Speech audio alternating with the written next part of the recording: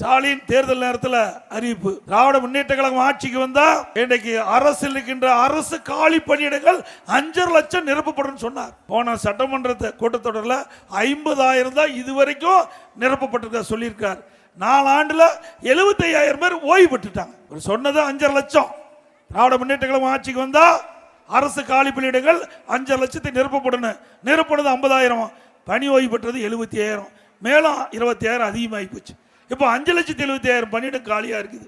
அத்தனையும் பொய், பேசுவது அத்தனையும் பொய்.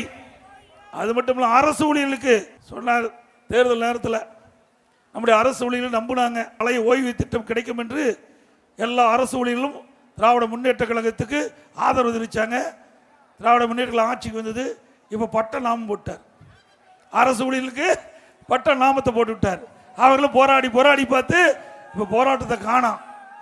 ஆக படித்தவர்களுக்கு பட்டணமோ படிக்காதவங்களுக்கு பட்டணம் போடுற ஒரே கட்சி திமுக கட்சி ஒண்ணுதான்.